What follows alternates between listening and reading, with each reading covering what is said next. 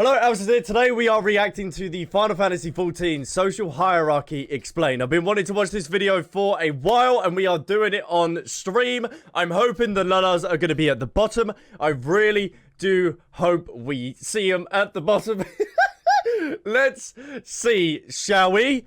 It's a holiday miracle. Hopefully all the audio's good. Hello. Welcome to another unholy video. Today, I will explain each social group of player, where everyone fits into the pecking order, from the very worst Lala.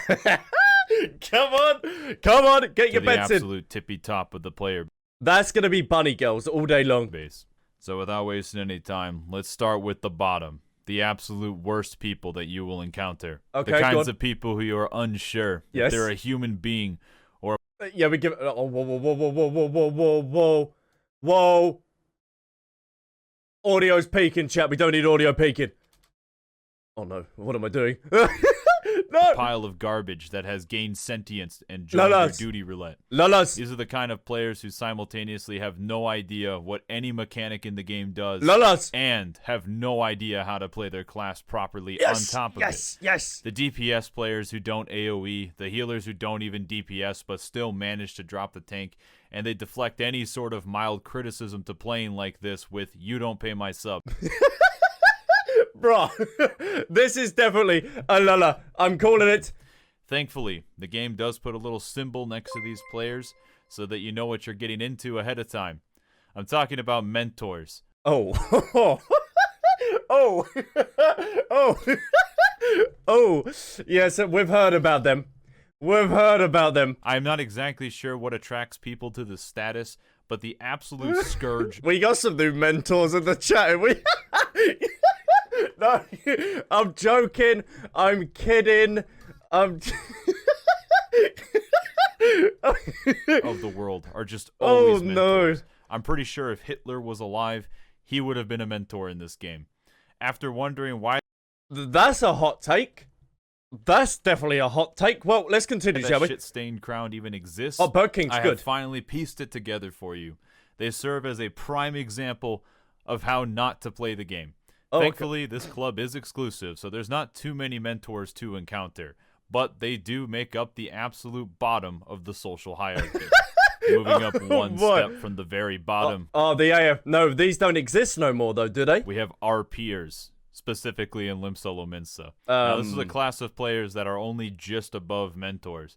Every godforsaken time you have to do something in Limsa, it's a group that single-handedly makes you fill with dread. Now, there's always an orgy going on in the... Is there? Where's my invite, then? Aetheryte Plaza, and some other degeneracy that I don't even want to Not think anymore. about. Not now, anymore. I do not care what two consenting adults do in their own time, but Ram Ranch is looking... Well. Well. What was that? Ram Ranch. Okay. Looking like an abstinence-only training camp by comparison. Like, my God. Why is it... What part of Limsa is... What? Chat, you're gonna have to let me in on this. Whereabouts in Limsa is he? I've never seen this before. Always in public. The only thing good about Scholar was letting you get out of this shithole after level 50. Oh. If you ever think that you've done something cringy in your life, like I have, always remember that at least you're not part of this crowd. Maybe I'm uncultured and my antisocial tendencies are too high, so I don't understand the joy of emoting for 12 hours in the same spot. But my God. That doesn't happen no more. Yoshi P's put the hammer on that one. Oi! Now they're going to houses? Okay. It's just so annoying. Just take a big swig of your favorite liquor before visiting the city in the middle of the night and pray that you're too wasted to remember the whole. No. We go there sober. It'll be fine. Now this next one might seem a little bit oddly specific, but I'm going to be talking about people who make class guides on YouTube. These people are always so irritating. Why? Why? They're helping out new players and they're helping out players. What? Okay, let's see what this sees. The plot thickens. Asking you to subscribe to their channel in some bullshit. I bet they're not even mediocre at all the classes that they play. Sometimes they even have the audacity to post their shitty content onto your favorite subreddit. The absolute nerve of these people. Even better, I think they live stream things other than Final Fantasy too. Thankfully, it is always hard to... What game is that? Is that Le Cruzo? tell who these people are while playing Final Fantasy, but they're always lurking somewhere in a corner. Either way, they get the title of not being a mentor in game, but they're only a step above by being a mentor on YouTube. Sorry for all the people that do guides on YouTube. I'm sorry about that. Omnicrafters. Anyone telling you that crafting is not a giant pyramid scheme in this game is just fucking lying. Leveling up your crafters is a big scam of being able to put as much money into it to make your leveling experience faster, and then trying to make all that money back by selling crafting materials to other crafters. If everyone That's just stonks, okay? We're here to fix the market, okay? Chat knows this. I have fixed the market many times, and I will do it again when I'm a crafter. One just signs up 10 of their friends, we will exceed the amount of atoms in the universe with the number of people that we have crafting. Once you're at the top, you still have to pentameld all your shit to even make the stuff for your static. I definitely don't know that from experience. However, this social class that I'm talking about is for the true crafters. What? The people who don't do anything else other than craft. I do admire their dedication, but they're also the group that will complain if they have to go into a single instance for a patch that interrupts their important crafting time. The only rotation mastery they need is of the craft. So I'm grateful that I've not done crafting, chat. I'm grateful. So it does suck that they have to do their instances once in a while. Hey. At least this group is restoring Ishgard for everyone else who didn't want to deal with the minigame. Restore Ishgard? Flowers. What? The returning players. You might think it's weird that I haven't mentioned Sprouts yet. Because let they're good. Me be clear. They're good players. Flowers are just worse Sprouts. Unlike new players who have no idea what's going on and are just trying to learn, these people have no idea what's going on, but have preconceptions of what they believe is truly right. So it's a complete coin flip, because flowers come in all shapes and sizes. You can get a hardcore player who stopped playing to raise his kid and finish med school, only to finally come back and lead your group down the path of righteousness. Or they could be a former mentor. And that's where the problems start. Where are the hills? Where are the hills? Mentors? Mentors? Who lost the status after the player commendation requirement was increased. Oh. You will find out very quickly if that flower is a beautiful rose or a rotten dead horse arm lily. Oh. Oh. Oh. Oh. Oh. Oh, okay, let's continue, shall we? Either way, flowers do start to make up the bottom of the middle part of the social Okay, hierarchy. alright, where are the bunny girls at, though? Above that, we have plot watchers, and these players... Now I feel attacked. I've been shot. Chat, please. I need a paramedic. Please. Okay, let's see what he says. Let's see what he says. Such devastation was not my intention. Players are the ones that don't play the game for anything other than the plot. Only resubbing just for the patch, but not for the new instances. No. Even the optional instances. I'm not there yet. Just to get that character development. Yeah. You might think that it is weird that flowers and plot watchers are not the same group. The difference between the two is that plot watchers have the biggest ego of any social group within Final Fantasy IV. What? Just because we have big dick energy? But what? No. I don't believe this. I'm on my way as a plot watcher, as they say. I will be going into a hardcore mentor. What the fuck are you talking? What? Just what? 14. Always reminding us that our Lord and Savior Yoshi P said that they do not have to remain subbed at all times, and it is okay to take breaks. And while I do think that is a true statement and very noble, they also seem to forget that he didn't say, don't learn how to play your class properly and don't do damage while being a healer. No one cares if you want to run dungeons only once and have never seen an instance without the message, a player is new to this duty. That is not an excuse for not having any idea what your class does. While you might think it's weird that this class is so far up in the pecking order, despite being one of the more annoying parts of the community, this group of sycophants have the dev team wrapped around their finger. The sheer amount of pressure they exude to make the normal content as brain dead as humanly possible and further the gap between normal and hard content has earned them this higher rank, because they have way too much sway in what gets changed in the game. Okay, I'll take the image that I'm represented as. Thank you so much. Chat, should we continue?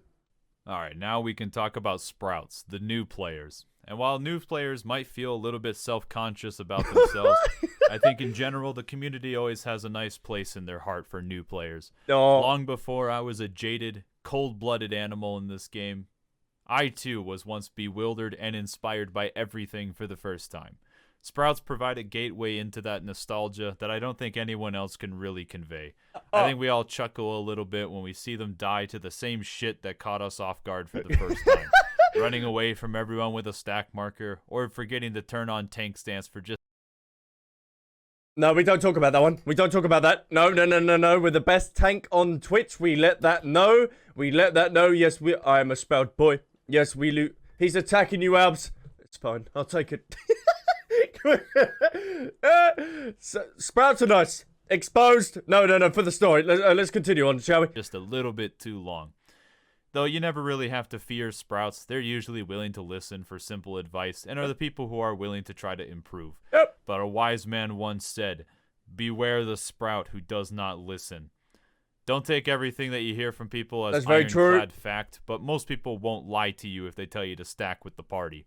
Everyone usually likes Sprouts. So my recommendation, use that power and milk some free karma on Reddit while you still can. Or just pretend to be a Sprout for upvotes. What? Oh, okay. Chat, should we go on Reddit afterwards? Put some messages. Hello, I'm a new Sprouty boy. I have big dick Lala energy. I'm here to spread my Lala love for 2 days. That's it. And then I'm going back to my Ura. Do you have any tips for me, please? What the hell do I care? Normies. Oh, we're finally no. at the bulk of the community, the true middle class. Oh, no. If you play Final Fantasy XIV, you're probably a normie. This is the... What? No. No, that's a hell no. The group that plays fairly often. They're not going to be subbed 100% of the time, but Okay. more so than the plot watchers.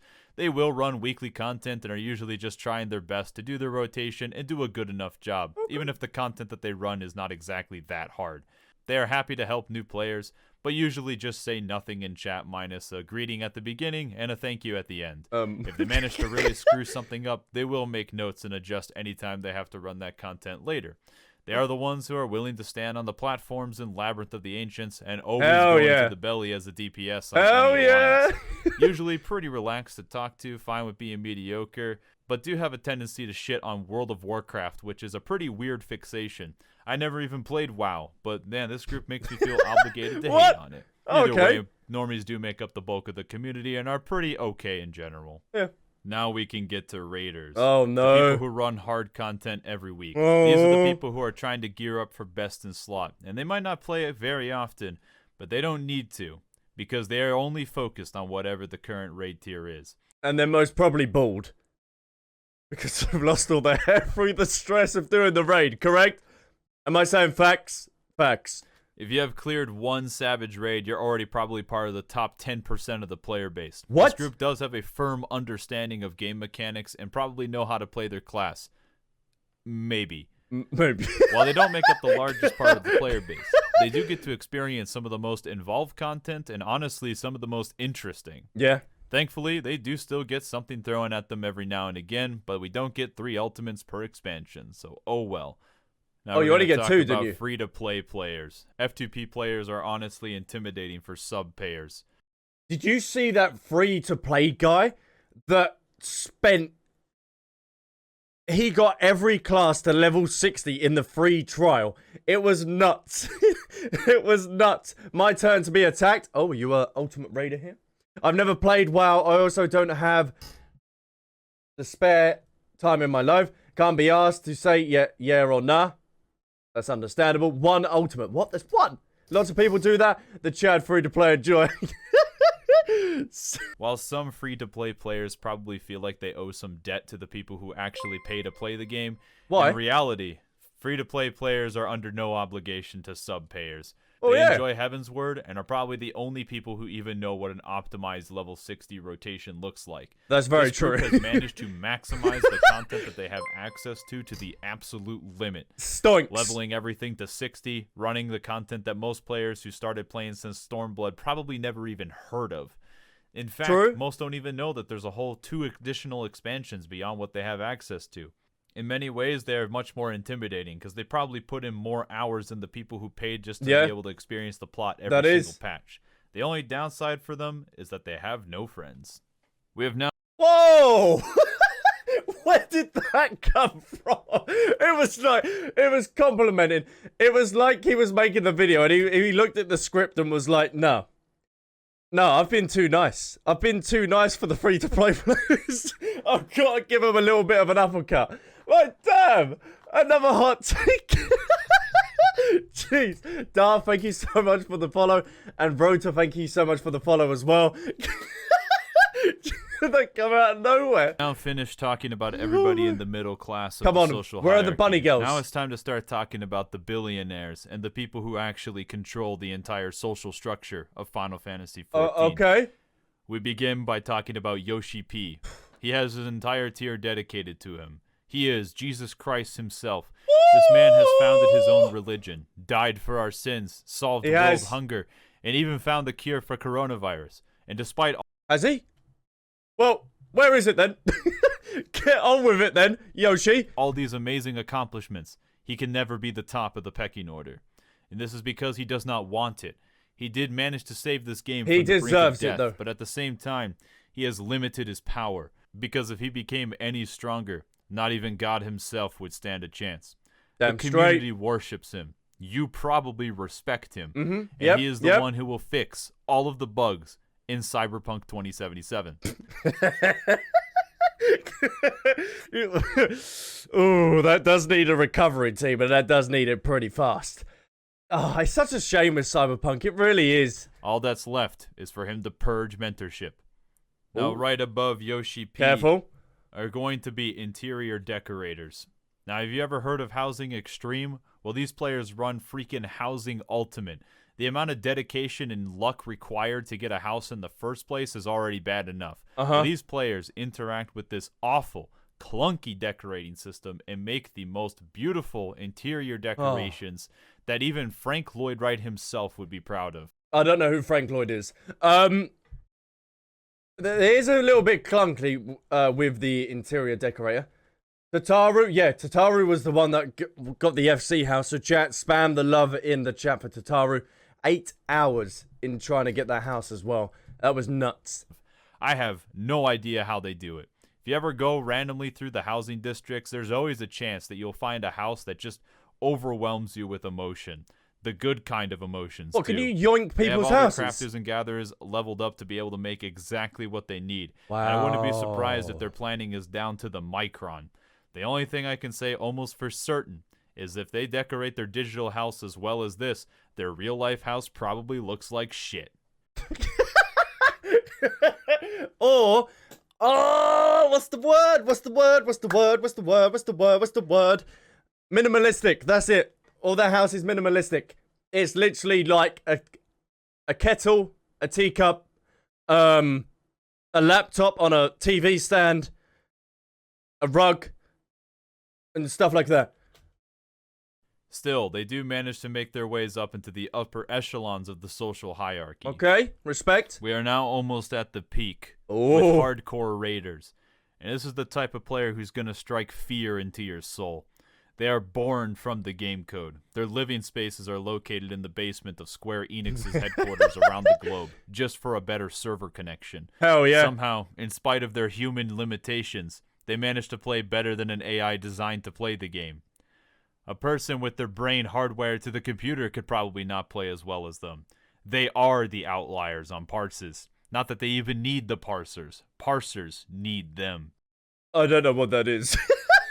Is that end game content? Is this? I think that's end game talk, isn't it? Okay, we leave that to them. They have their GPU and graphic settings completely tailored for optimal DPS, and despite probably not deserving them, they will stick around in your shitty prog group and legitimately try to help you. Oh, that's nice. These are the people that mentors wish they could be. They know the content. They breathe the content. Hell they yeah. take the content out on a date and ejaculate their knowledge onto other players. They are almost the top dog if it wasn't for another social group. Who That group is going to go to Glamourers. Yes! And I'm not talking about the shitty Glamours that you see. No Dalmel skin top, not the 2B legging shit.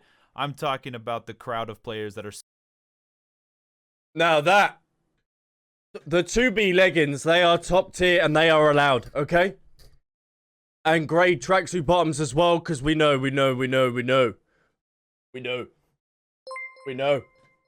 we go. Single-handedly keeping this game alive. They are. These are the type of players that PvP just to glam. They level every class to 80, including Crafters and Gatherers, just to get their outfit right and have the perfect aesthetic for every occasion. Yeah. They will clear Savage and Ultimate, not for best in slot, but just to look fly as fuck. Hell yeah. Not only do they parse like a monster, they even look better than you while doing it. It's the kind of player that you encounter only once in a lifetime. When you see them, you can feel the presence change in your room. That big dick energy in every fight, and how to optimize their DPS at every single level and manipulate the RNG to get the glamour drop that they need. Yep. Fuck, they probably decorated their house as well. Most probably. World leaders fear them, and our peers worship them. Fashion fantasy players are the true oligarchs of the Final Fantasy XIV community. Yes. With that, you now have a complete understanding of the Final Fantasy XIV community. Now get out there and emote for 12 hours in Limsa. We can't. We can't. Physically can't. We can't. We can't, okay? That video was amazing, chat. We finally reacted to it. It's been a while since I've been wanting to react to it. Chat, I will leave the link for you. Thank you so much, Mist Happened Chair. Really, really do appreciate it. He roasted himself with the guides. Oh, now that's some Deadpool type stuff there. That's some Deadpool type stuff there. There it is, chat.